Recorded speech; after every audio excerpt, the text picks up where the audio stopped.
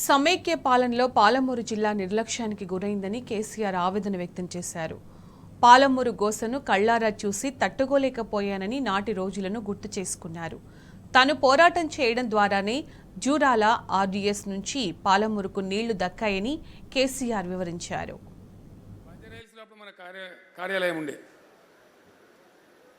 కూర్చొని ఉన్నాం. మధ్యాహ్నం పూట మహబూబ్నగర్ జిల్లా నుంచి ఒక 30-40 మంది రైతులు వచ్చారు.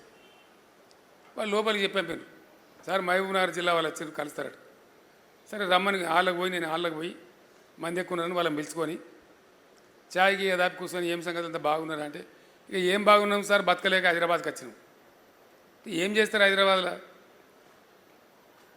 ఛాయ్ అడ్డకూలి సరిగా ఏ పని దొరికితే ఆ పనికి, ఈ పని ఏం లేదు, అడ్డా మీద పోయి కూర్చుంటాము, ఏది దొరుకుతుంది అది అని వాళ్ళు ఏం చెప్పారు. ఈయననే మా భూస్వామి సార్, ఈయననే మా రెడ్డి, ఆ జిల్లాలో మాట్లాడతారు అట్లా. ఈయననే మా రెడ్డి సార్, మా గీనే భూములు మేము పనిచేసేది, ఈయనకు 60 ఎకరాల భూమి ఉన్నది, బతకలేక ఈయన కూడా మాతో వచ్చాడని చెప్పారు. మరి ఏం చేస్తున్నా ఆయన కూడా కూలి పని చేస్తున్నట్టే, లేదు సార్ ఇక మా పటేలని మేము ఇచ్చేతుకు మొగద్దామని పెట్టుకున్నాము, మాకు ఇచ్చే కూలి లెక్కలు అతను పెద్ద మనిషిలాగా పెట్టుకున్నాము, మా కళ్ళ ముందే ఆయన కూలి చేయడం ఇష్టం లేక అని కళ్ళకు నీళ్ళు తీసుకొని చెప్పారు వాళ్ళు. ఇటువంటి ఎన్నో రకాల బాధలు. మొత్తం పాలమూరు జిల్లా బొంబాయి బస్సులకు ఆలవాలం కావడం ఒక హృదయ విదారకమైనటువంటి దృశ్యం. కానీ దురదృష్టం ఏంటంటే ఆనాడు ఉన్నటువంటి తెలంగాణలో ఉన్నటువంటి కాంగ్రెస్ నాయకులు కానీ టీడీపీ నాయకులు కానీ కేవలం రాజకీయాలు, వాళ్ళ పదవులు వాళ్ళ కోసం చూసుకున్నారు తప్ప ఒక్కడు కూడా గట్టిగా స్పందించి తెలంగాణ కోసం మాట్లాడాలి, కనీసం వాళ్ళ జిల్లాకు జరిగే నమ్మలేరు. మీకు కూడా చాలామందికి తెలియదు ఈ విషయం. ఇక్కడ జలసాధన మనం ఎప్పుడో చేసినాం, మీరు మర్చిపోయినారు. బచావత్ ట్రిబ్యునల్ అనేది ఒక ట్రిబ్యునల్ ఉంటుంది. 1974లో వాళ్ళు 2 నదుల నీళ్ళు కేటాయించినారు, గోదావరి కృష్ణా నది నీళ్ళు కేటాయించేటప్పుడు ఆయన కామెంట్ రాసిండు ఆ బచావత్ జడ్జి గారు.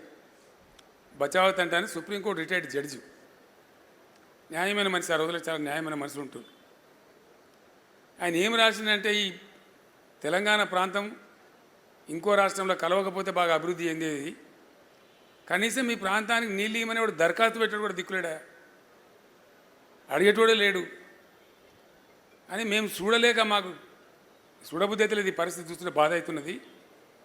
ఈ కరువు జిల్లా, ఇది కరువు ఎక్కువ ఉన్నది కాబట్టి ఈ మహబూబ్నగర్ జిల్లాకు ఒక 17 టీఎంసీలు కేటాయిస్తున్నాము.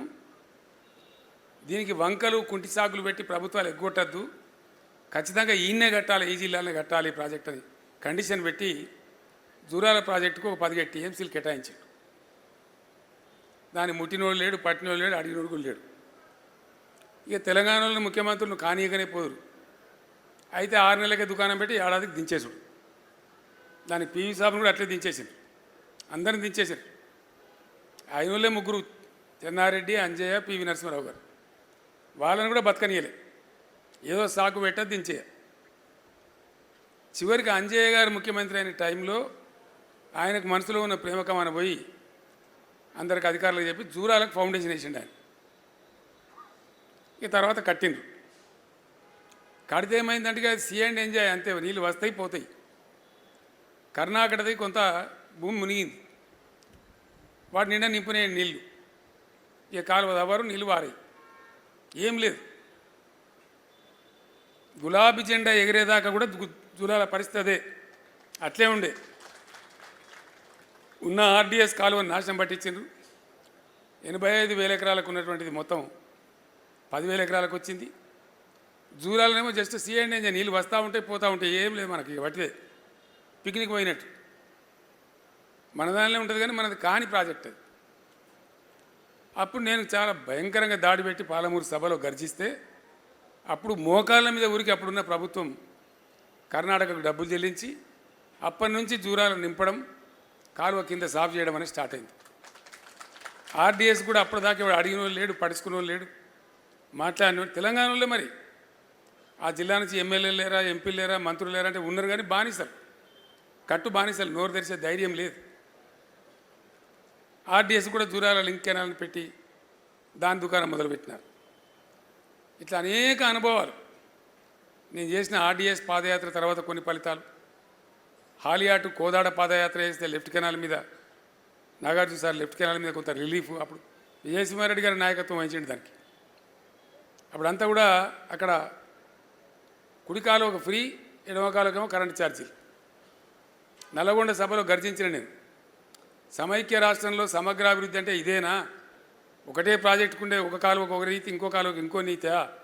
ఇంకెందుకు ఉండాలి తెలంగాణ ఆంధ్రప్రదేశ్లో మాట్లాడితే, అప్పుడు తెల్లారి మంత్రి వచ్చి మిర్యాలగూడలో మీటింగ్ పెట్టి, లేదు రేపటి నుంచిగా ఇది కూడా మేమే కడతాం బిల్లులు, గవర్నమెంటే కడతామని చెప్పారు.